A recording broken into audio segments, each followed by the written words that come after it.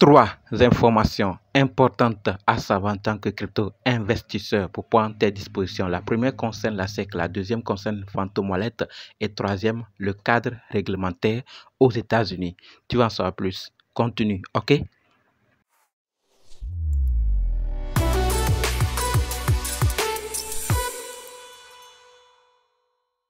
Avant de parler de ces trois nouvelles, je ne sais pas si on t'a déjà parlé de Gifu ou pas, mais ne t'inquiète pas, si on ne t'a pas encore parlé, pas de souci.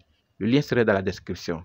Mais avant tout, sache que Gifu est une plateforme de formation, d'apprentissage qui te forme dans plusieurs domaines tels que la finance, la crypto, le forex, le mindset, le real estate, social media. Et tu suis ces cours à ton rythme. D'accord? Et ce n'est pas tout. Ils ont mis tous les outils en place pour t'accompagner. En plus de te former, ils ne te laissent pas, c'est fini.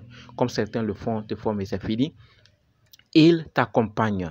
Ils ont un scanner par rapport au trading qui te donne des signaux que tu vas aller. Mais avant de copier, tu dois suivre la formation. Tu dois comprendre comment fonctionne le scanner et comment l'utiliser. Quand entrer, quand sortir et tout.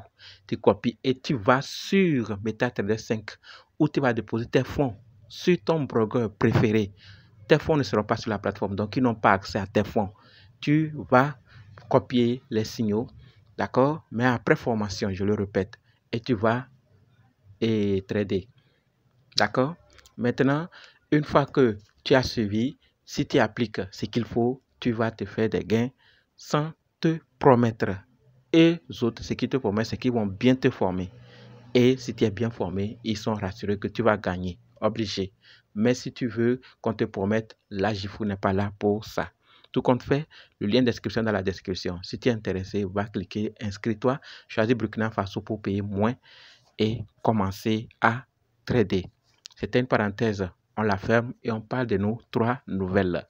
La première, comme je l'ai dit, concerne la SEC. Et ce que nous devons savoir, toi et moi, c'est que Paul Atkins, président de la SEC, estime que la plupart des tokens crypto, y compris les mêmes coins, ne devraient pas être considérés comme des valeurs mobilières.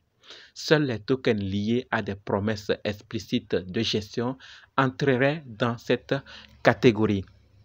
Pour beaucoup, ça n'a pas trop de sens parce qu'ils ne comprennent pas au fin fond ce que ça veut dire.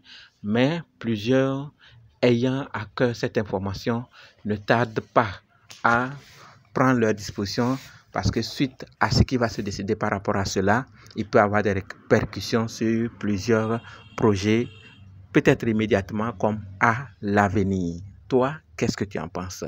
Parlons de la deuxième nouvelle, comme je te l'ai dit, qui concerne Phantom Wallet.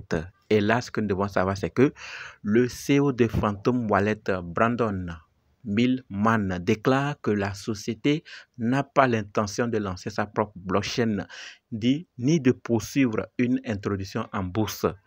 Dans le podcast Empire, Millman signale vouloir se concentrer plutôt sur l'écosystème Solana et les produits destinés aux utilisateurs.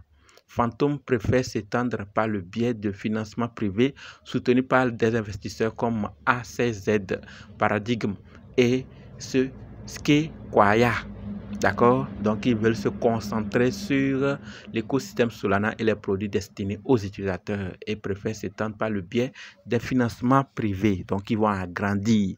Ils ne sont pas là pour le moment. Ils n'ont pas l'intention de lancer leur propre blockchain ni de poursuivre une introduction en bourse. C'est coûteux, ça prend des choses, il faut beaucoup de technologies, il faut beaucoup d'infos, il faut beaucoup de choses.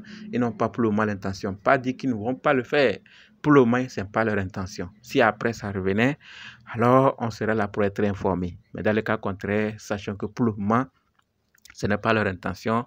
Ils veulent agrandir grâce à leurs investisseurs privés. C'était la deuxième information. Qu'est-ce que tu en penses de cela?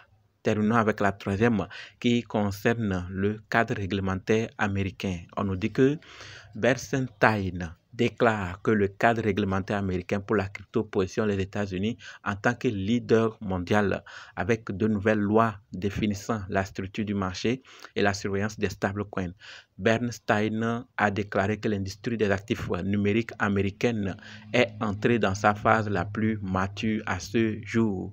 Bernstein voit un nouveau cycle crypto durable guidé par la réglementation, l'adoption institutionnelle et l'intégration de la blockchain sur les marchés financiers. Ça, c'est ce qu'ils disent. Et quand on va il y a beaucoup de frères, de personnes qui sont aux États-Unis qui voient que clairement, il y a beaucoup d'obstacles par rapport à certaines plateformes. Il y a beaucoup de réglementations. Il y a des plateformes qui ont été fermées, d'autres qui ont été réglementées. Ils ont accepté subir les réglementations et ils ont tout fait, ils ont tout mis en place. Peut-être c'est maintenant que ton pays va juste copier. On va les renvoyer, les autres vont juste copier. Donc malgré tout, les autres écrits pour l'Europe aussi fait sa part, l'Asie aussi et les Américains aussi. Seul ton pays ou ton continent est là en train de regarder. Voilà donc les 3 nouvelles que je voulais partager avec toi. Et avec ça, les États-Unis deviennent les leaders mondiaux en crypto à cause de la réglementation et ça peut durer. Dis-moi en commentaire qu'est-ce que tu penses de ces 3 nouvelles. Merci d'avoir suivi jusqu'ici. Like, abonne-toi et partage.